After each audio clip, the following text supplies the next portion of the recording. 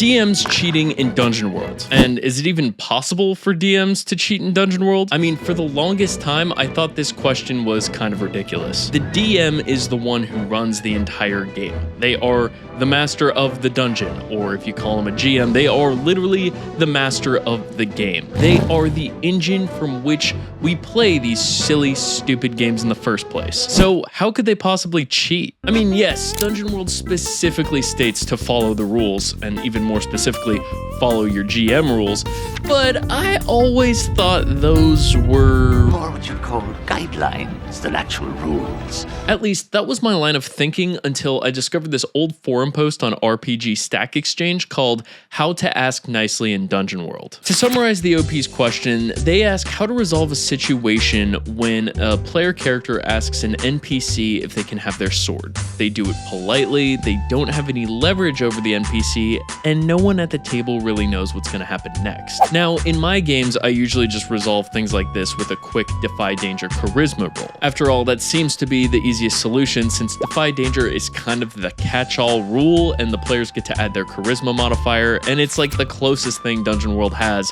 to like a social rule, like a diplomacy or, you know, whatever. But then I read the top answer, which is really long, by the way. Here's how it starts. Hemming and hawing should not happen. You're right. The problem here isn't on the player side. The GM is cheating.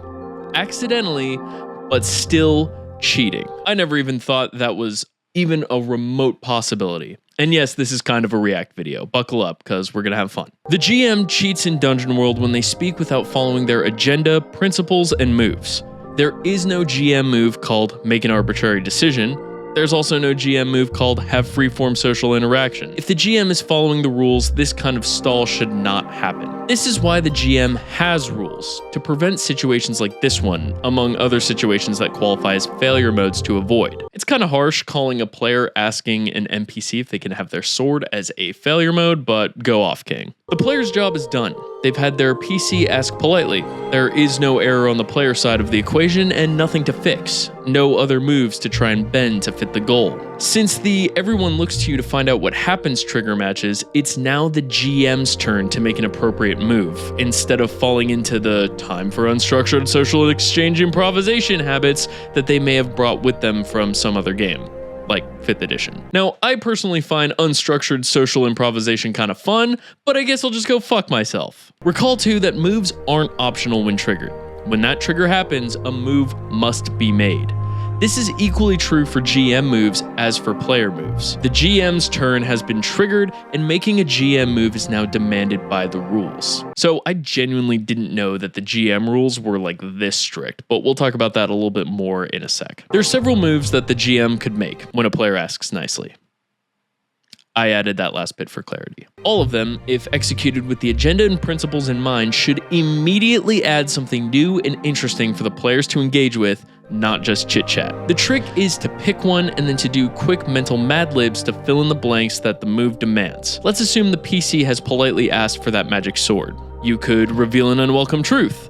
Sure, you can have my sword. It's cursed. If you can take it from me, I'd be more than happy. Dude, that would honestly be so lit. You could show signs of an approaching threat.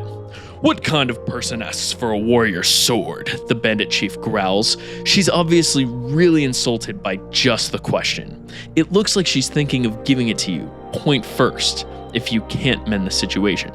What do you do? Or, this old thing? Sure, here. He almost pushes it into your hands and then runs off. It's a very fine sword, clearly magical and worth a lot.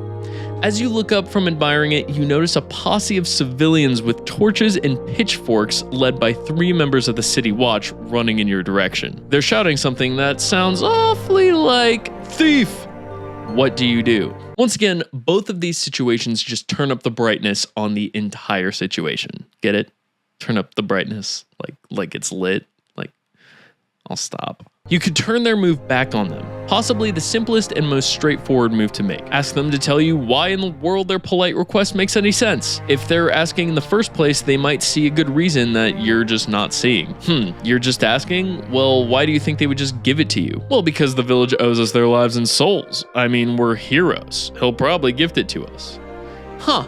Well, any other time I'd laugh, and so would he, but yeah, considering what you just did, they gift you the sword. They even make a big ceremony out of it. You're big damn heroes. Now, this honestly just kind of feels like unstructured social exchange improvisation with extra steps, but once again, go off king. Or queen. But the tone of this feels male. Is that sexist? You could give an opportunity that fits a class's abilities. Have you got a thief in the party? Well, you could do something like, he laughs it off. Just give you my sword? You must be soft in the head. He turns and walks off, shaking his head and laughing. But you get a good look at his sword belt from behind and notice it's worn. Given the right chance, you could probably cut it quick. Want to tail him? Honestly, this is kind of base DM advice, not just for Dungeon World, but for like any fantasy RPG. But we're going to talk about that more later. Anyways, you could tell them the requirements or consequences and ask. This is a staple of responses to polite requests. This prompts the GM to set a price and ask. She says, sure, she'll give you the sword, but only if you defeat her in single combat. She seems pretty confident too. What do you do? Or, sure, what's it worth to you? How about the emerald necklace and arranging an audience with the unmasked lord for me? No? Well, let me know if you reconsider. Or, alright, do you have 300 crowns? Or, I tire of the burden. It's yours if you want it, but beware, the sword has a way of making heroes out of its bearers, whether they mean to or not. Take it only if you're willing to shoulder that burden. He holds the sword out, hilt first. What do you do? This once again feels like unstructured social exchange improvisation with extra steps. And honestly, this is probably what unstructured exchange social improvisation would lead to naturally. I mean, it's where it would lead you if your DM is good. Which they probably are. Anyway, the point is that the PC just asking is just the beginning, and there is nothing that says just asking is suddenly set in stone as the price at stake. The GM's job is to play to find out what happens, and to do that you pick a GM move, fill out its details, and play out that response. The result will almost certainly establish that there is a price beyond politely asking, either of in-game goods to exchange or in narrative branches that the players must tackle. Rather than deciding, you add something interesting to the situation and then see what the players do. I have some thoughts, but we're almost to the end of this. So clean up the GM's side of these meandering social improv interludes and you won't see stalls anymore. The GM might even be surprised by the things they spontaneously add to the game faced with such circumstances. This is where Dungeon World shines, turning mundane, boring bits of play into pivotal moments because the rules demand never doing something boring and stale. That was a lot. Hopefully you're still here. So this article leaves me with a lot of mixed feelings. My first thought when I finished it was, this dude needs to touch some grass. The fact that the author describes an I ask politely situation as a failure on the DM is so over the top, and it just makes Dungeon World seem like this fragile piece of glass that if one tiny thing goes astray, the entire game falls apart. And I know D-Dubs isn't a fragile piece of glass because I have never used GM moves before, ever, in a Dungeon World game that I've run. And I've never had a problem. It falls in line with this sort of pretentious PbtA douchebaggery where if you even remotely don't like a game, they quickly say, "You're just playing it wrong." And also a quick side note here that just makes this whole argument even more ridiculous is that Vincent Baker, the guy who created Powered by the Apocalypse, specifically said in like his design manifesto that you can forget some of the rules and still be able to play the game. It's not gonna fall apart. Like I said, in every single Dungeon World game I've ever run, I've almost never used the GM moves, and every single game that I've run has gone super smoothly. Ask my players. They're in my Discord. A lot of them. Join my Discord. But my second thought after reading this is they're absolutely right. I mean, they're not really right about the whole, like, if your player ever asks politely for something, then you have failed as a GM, go fuck yourself. But Dungeon World's GM moves are an amazing way to turn a boring, mundane situation into something fantastical, something that has a lot of weight and will keep your players engaged. And the best part is about this is that you can use these with any game system. If you want to just run 5e for the rest of your life and never try another game, you can absolutely pick up the Dungeon World core rulebook, read through the GM section, read the DM moves, and apply that to 5th edition. Or if you're a total Pathfinder hardo and you run into a situation where your players are getting a little too sandboxy for your tastes and you don't know what to do next, you can literally just look at the GM moves and it will help point you in the right direction. I've always said that the best Dungeon Master's Guide for D&D, Pathfinder, whatever, is the GM section of the Dungeon World rulebook. Because unlike the 5e DMG, which just gives you some world building guidelines and like a couple of random tables and then just tells you to figure out how to run the actual game, D-Dubs' GM section actually teaches you how to run a role-playing game. And every single thing in this rulebook can be applied to any other fantasy RPG.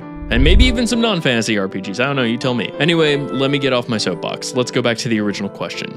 Can a DM cheat in Dungeon World?